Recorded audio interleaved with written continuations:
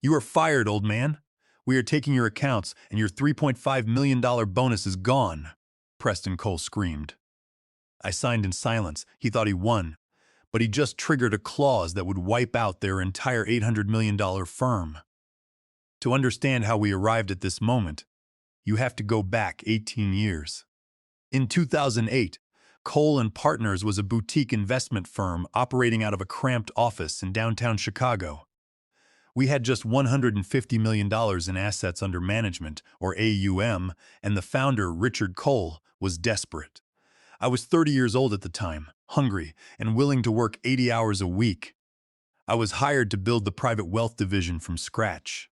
For the next 18 years, my life was defined by the opening bell of the New York Stock Exchange. Every morning without fail, I arrived at my desk at 6:30. Before the coffee machine had even finished warming up, I was analyzing market trends, reviewing portfolio allocations, and preparing personal briefings for my clients. I did not rely on automated robo-advisors or generic market reports. I built my business on trust, face-to-face meetings, and a deep understanding of my clients' families, fears, and financial goals. Over nearly 2 decades, I brought in the Apex Group. The Apex Group was a consortium of 8 ultra-high net worth families, including business magnates like Charles Montgomery, Albert Thorne, Beatrice York, Henry Coleman, and Evelyn Ross. These individuals did not care about the name Cole and Partners printed on the glass doors. They cared about Julian Vance. They had my personal mobile number, and they knew that if there was a market crash at 2 in the morning, I would be awake, protecting their wealth. Under my management, the Apex Group's combined portfolio grew from $50 million to a staggering $800 million. The total assets under management for Cole and Partners had reached $1.8 billion, which meant my clients alone accounted for nearly 45% of the firm's entire asset base. More importantly, because I negotiated a premium advisory fee of 1.25% for active management, my portfolio generated over $10 million in annual recurring revenue for the firm. That was more than 60% of the company's total income, but I was not foolish. When I joined the firm, I had my attorney draft an ironclad employment agreement. The key piece of this agreement was the key man clause, specifically located in Section 9CB of the Apex Account Agreement. This clause was simple but absolute. It stated that if Julian Vance was no longer the lead portfolio manager for the Apex Group accounts, whether due to resignation, disability, or termination, the clients reserved the right to terminate their advisory agreement with Cole and Partners immediately. Furthermore, under standard contracts, if a client withdrew their assets prematurely, they were subject to a hefty 2.5% early termination fee. For an $800 million portfolio, that fee would amount to $20 million.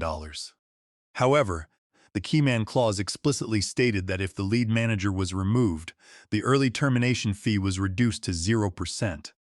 It was a golden parachute for my clients, ensuring they would never be trapped in a firm that did not have my oversight. For years, Richard Cole respected this arrangement. He knew that I was the golden goose. But things changed in early 2026. Richard was 62 years old and beginning to plan his retirement.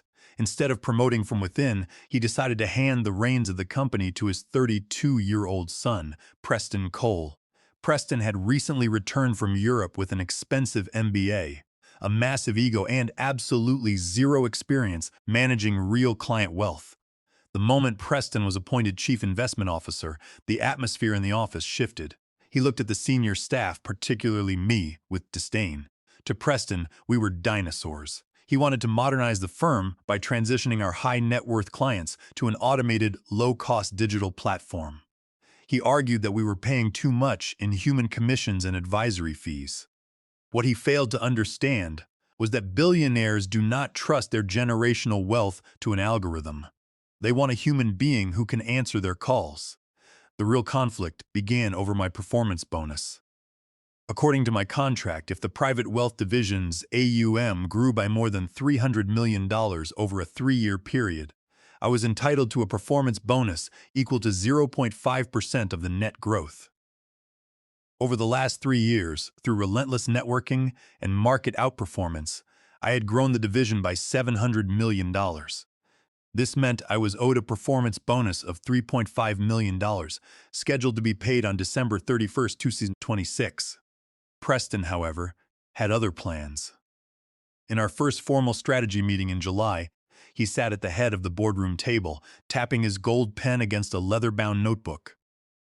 "Julian, we need to talk about your compensation structure," Preston said, his tone dripping with condescension. $3.5 million is an absurd payout for a single manager.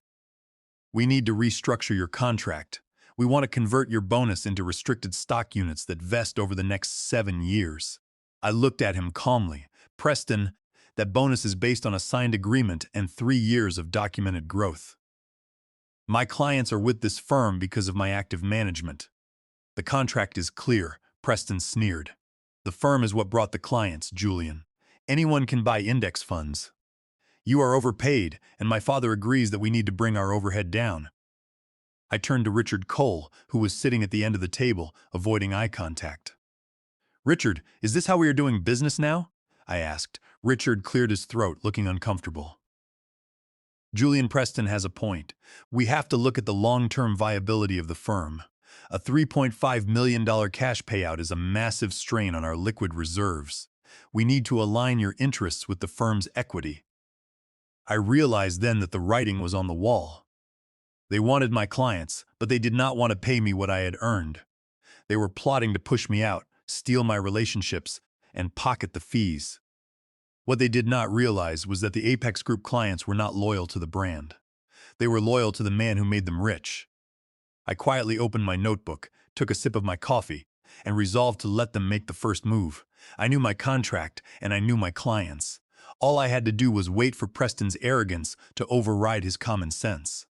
The catalyst for my departure came in late September 2026.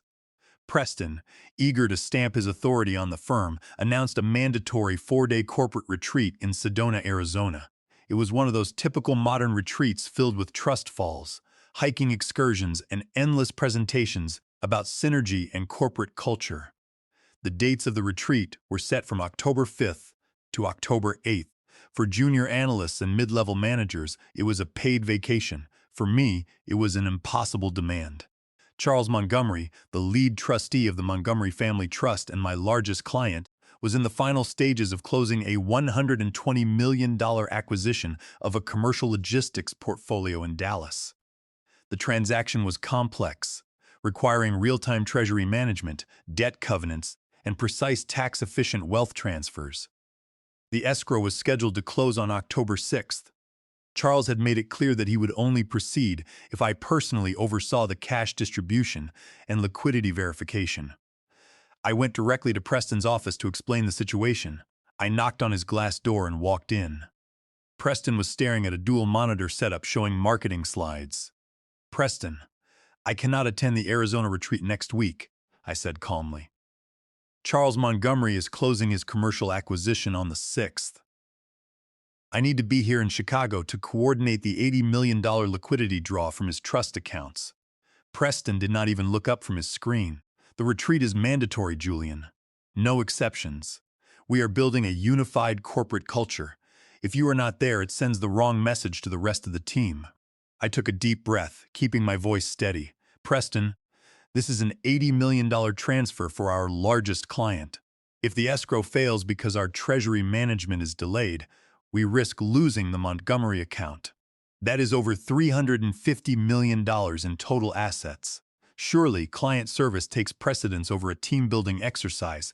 Preston turned his chair to face me, a smug smile on his face. "Cole and Partners is a multi-billion-dollar institution, Julian. We are not a mom-and-pop shop that revolves around one manager.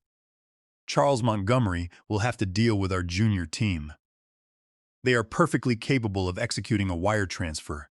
You will be on the plane to Sedona with the rest of us." I looked at him, realizing he had no concept of client relationship management. "Preston, Charles does not work with junior team members. He works with me. I will be staying in Chicago to manage the transaction." Preston's smile vanished, replaced by a cold sneer. "If you skip this retreat, Julian, it will be treated as direct insubordination. I suggest you think very carefully about your priorities. I did not argue further. I walked out of his office, returned to my desk, and made my decision. I was not going to risk my client's transaction for a corporate retreat. Over the next week, while the entire firm was in Arizona drinking expensive cocktails and participating in leadership workshops, I worked 14-hour days in Chicago. I coordinated with Charles Montgomery's attorneys, the escrow agents, and the bank's treasury department. On October 6th, the transaction closed flawlessly. Charles was so impressed with my execution that he agreed to move another $30 million of his personal liquid assets into our discretionary management. On Monday morning, October 12th, the firm was back in the office. The air was tense. As I poured my first cup of coffee, the human resources director, a quiet woman named Sarah Jenkins, walked up to my desk. "Julian, Richard and Preston want to see you in the main boardroom," she said, looking down at the floor.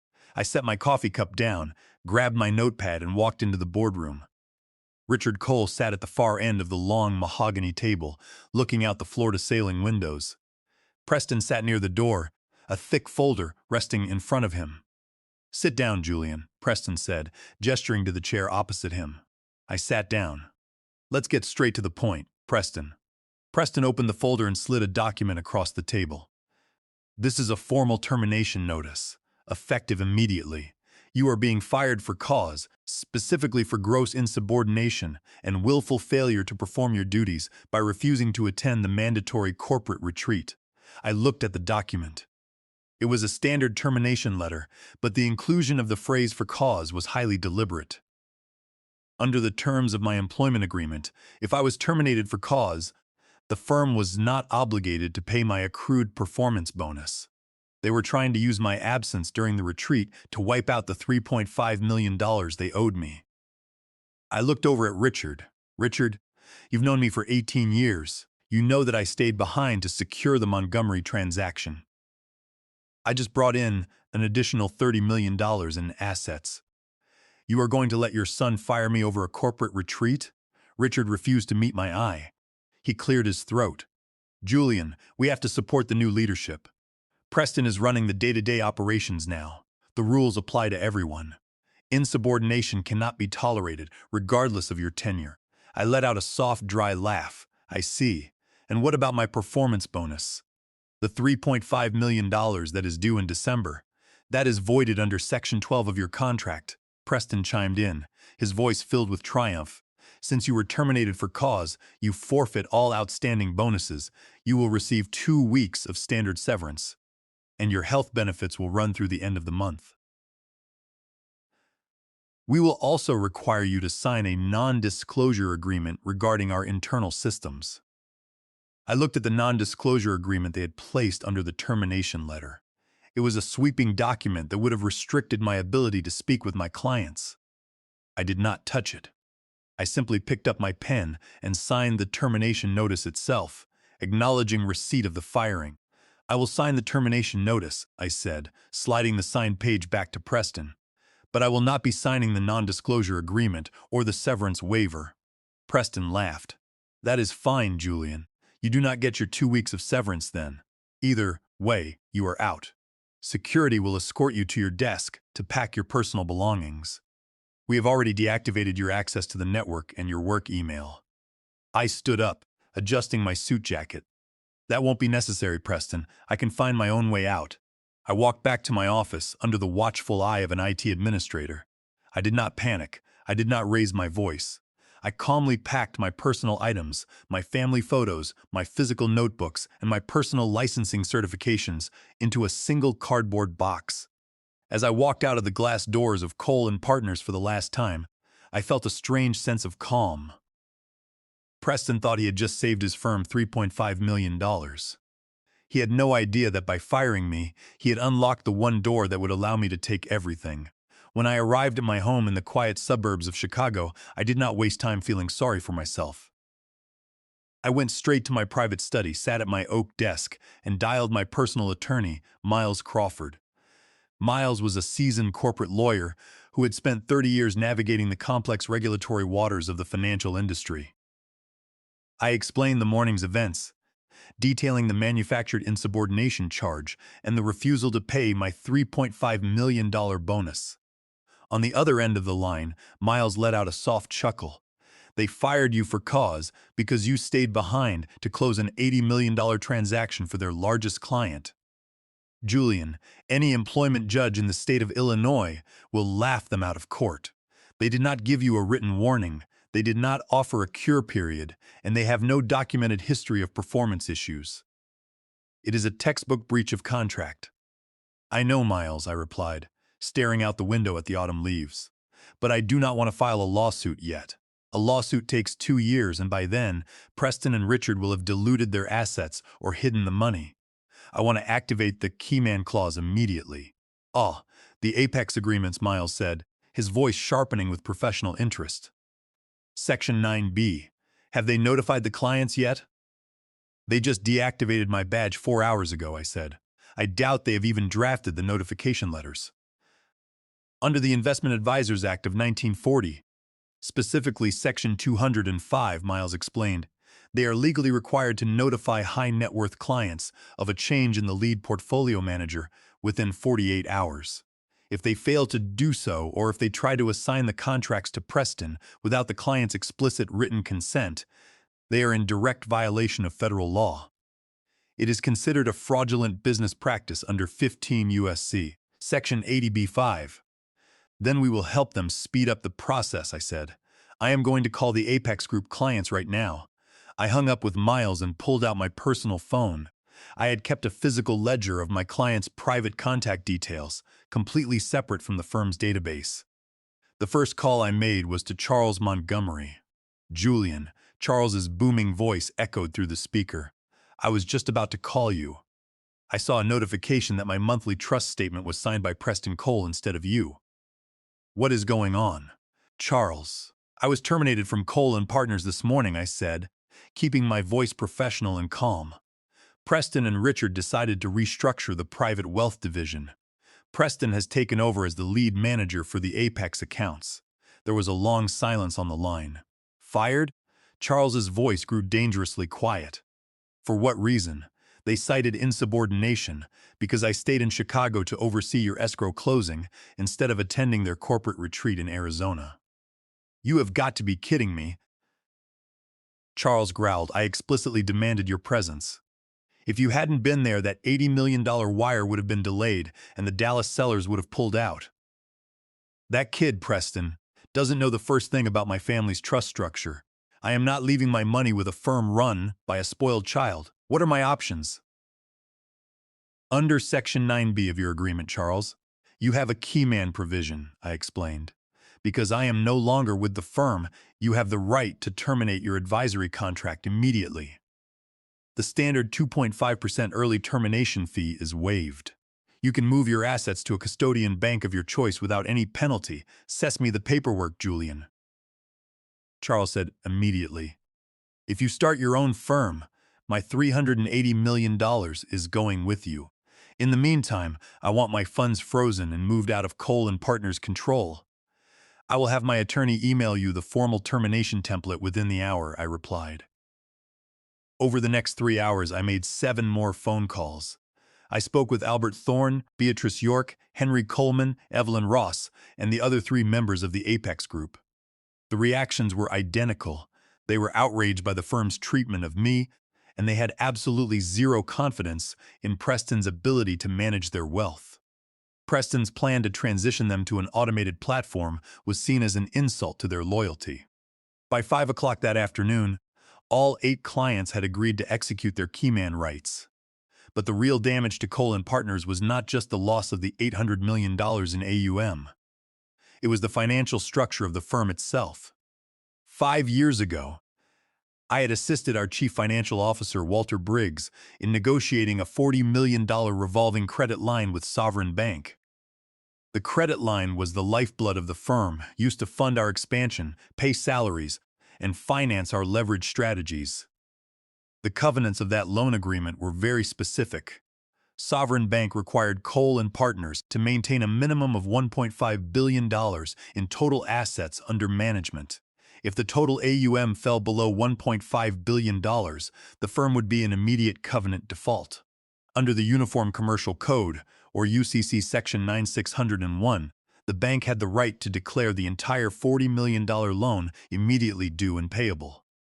Before my firing, the firm's total AUM was $1.8 billion. By removing my $800 million, the firm's AUM would plummet to $1 billion, well below the $1.5 billion threshold.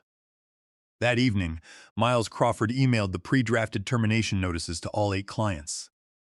By Tuesday morning at 9 o'clock, signed copies of the notices were delivered simultaneously to the compliance department at Cole & Partners, the custodian bank in the commercial loan division at Sovereign Bank. The trap was set. Preston thought he had saved $3.5 million by firing me. He was about to find out that his small-minded greed had just triggered a $40 million margin call. By Tuesday afternoon, the glass towers of Cole & Partners were in a state of absolute panic.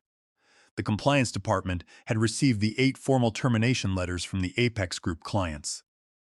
Simultaneously, the systems showed that Sovereign Bank, acting as the custodian, had placed an immediate freeze on all transactions, fee withdrawals, and trading activities for those accounts. $800 million in assets under management had vanished from the firm's active books in less than 24 hours. But the real hammer blow landed on Wednesday morning. Walter Briggs, the CFO, received a certified courier letter from the commercial loan division at Sovereign Bank. The letter was short, cold, and legally devastating. It noted that Cole & Partners' total AUM had fallen to $1 billion, representing a direct violation of the $1.5 billion minimum asset covenant. Under the loan agreement, Sovereign Bank declared an immediate covenant default and accelerated the $40 million revolving credit line. Cole & Partners was given 5 business days, until Monday at 5 o'clock, to repay the $40 million in full. If they failed to pay, the bank would execute its rights under UCC Section 9601. This meant they would freeze the firm's operating bank accounts, which held the $8 million used for payroll, office rent, vendor payments, and daily operations. My phone began to ring incessantly. By Wednesday evening, I had 27 missed calls from Preston and 7 increasingly desperate voicemails from Richard. I did not answer any of them. I let my voicemail do the work, allowing the pressure to build. When you are playing corporate chess, you never interrupt your opponent while they are making a mistake. I wanted them to fully feel the weight of the financial collapse they had initiated. On Thursday morning, I received an email from Richard. The subject line read, "Julian, urgent meeting." The email was a plea, begging me to meet him at a quiet Italian cafe down the street from our old office. "No lawyers, just 2 old partners talking," Richard wrote. I forwarded the email to my attorney, Miles Crawford. "We are going," I told Miles. "But you are coming with me. We are not giving them any room to negotiate." At 2 o'clock that afternoon, Miles and I walked into the cafe. Richard and Preston were already sitting at a corner table. Preston looked hollow. The smug, arrogant grin he had worn on Monday was completely gone. His collar was open, his hair was messy, and he had dark circles under his eyes. Richard looked 10 years older, staring blankly at a cold cup of espresso. As I sat down, Preston immediately stood up, his voice trembling with a mix of anger and desperation. "Julian, you are violating your non-compete. You solicited our clients. We are going to sue you for tortious interference and take everything you have." Miles Crawford slowly placed his leather briefcase on the table, opened it, and pulled out a stack of documents. "Sit down, Mr. Cole," Miles said, his voice dripping with calm authority. "First of all, your firm terminated Julian Vance without cause under Illinois law, despite your fabricated claim of insubordination. In this state, when an employer wrongfully terminates an employee to avoid paying contractually obligated bonuses, all restrictive covenants, including non-compete and non-solicitation clauses, are rendered completely void and unenforceable." Preston opened his mouth to speak, but Miles raised a hand to silence him. "Second, Julian did not solicit the Apex clients. The clients exercised their own independent rights under Section 9B of the Apex Account Agreement, which contains a key man provision that your father signed 18 years ago. The clients withdrew their funds because they refused to trust their money to you. If you file a lawsuit, we will immediately countersuit for wrongful termination, breach of contract, and fraud under Section 205 of the Investment Advisors Act. We will also notify the SEC of your attempt to manage client assets without their written consent. Richard put a hand on his son's shoulder, pulling him back into his seat. Preston, shut up, Richard muttered. He then looked at me, his eyes pleading. Julian, please, we've worked together for 18 years. We made this firm together. If the bank freezes our operating accounts on Monday, we are bankrupt. The firm is dead. We cannot refinance $40 million in 5 days. There must be a way to resolve this.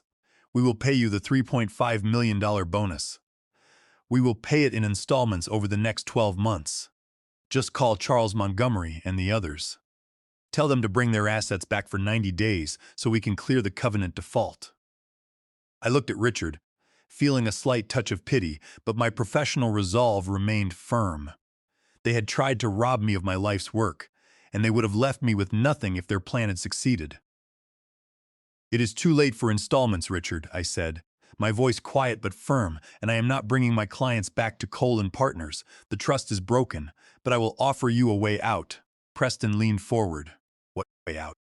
Here are my terms, I said, sliding a term sheet drafted by Miles across the table. First, Cole & Partners will immediately pay my $3.5 million performance bonus in cash today. You will wire the funds to my attorney's escrow account. Second, Preston will resign as Chief Investment Officer, surrender his securities licenses, and sign a formal confession admitting that the insubordination charge was entirely fabricated. You will never work in wealth management again, Preston. Preston's face went white. That is extortion. I won't sign it. Then you can watch your family name go through bankruptcy court next week, I replied calmly. Third, I continued, addressing Richard, you will sell the private wealth division's infrastructure, office lease, and client databases to my new firm, Vance Capital, for a symbolic price of $1. I will assume the $40 million debt liability with Sovereign Bank. Because my clients are moving to Vance Capital, Sovereign Bank has already agreed to restructure the loan under my name, using the Apex accounts as collateral. You will keep the remaining $400 million in non-Apex assets, but you will operate out of a smaller office, and you will pay off your remaining liability. Richard stared at the term sheet. He knew it was the only way to avoid total bankruptcy and a public scandal that would ruin their family name forever. Preston looked at his father, waiting for him to fight back, but Richard simply slumped in his chair. How long do we have to sign? Richard asked, his voice barely a whisper. You have until noon tomorrow, I said. If the wire is not in my attorney's account by then, the deal is off, and we will let Sovereign Bank proceed with the liquidation. I stood up, buttoned my suit jacket, and walked out of the cafe with Miles. The board was set, the pieces had moved, and they were in checkmate. On Friday morning at 10:30, my phone buzzed. It was a text message from Miles Crawford. The text was simple. Wire cleared. $3,500,000 is in the escrow account. Shortly after, the courier arrived at Miles's office with the signed settlement agreements. Preston Cole had signed the confession, admitting under penalty of perjury that the insubordination charges were completely fabricated and designed solely to avoid paying my performance bonus. He had also filed his voluntary resignation with the financial regulatory authorities, permanently surrendering his securities licenses. The kid who had thought he could conquer the wealth management world with a prestigious degree and family connections was officially barred from the industry. Richard Cole had signed the asset purchase agreement, transferring the private wealth division's infrastructure, client databases, historical records, and the office lease on the top floor of the LaSalle Street building to Vance Capital for a single dollar. Over the weekend, I worked with the commercial credit team at Sovereign Bank. With the $800 million in Apex Group assets officially transferring to Vance Capital as custodian accounts, the bank's executives were more than happy to work with me. I was a known entity, a manager who had delivered consistent returns and maintained ironclad relationships for nearly 2 decades. We structured a new $35 million corporate credit facility under Vance Capital using the recurring advisory fees as collateral. Because of the high quality of the Apex portfolio, the bank actually offered me a lower interest rate than Cole & Partners had been paying, reducing our annual debt service costs by over $200,000.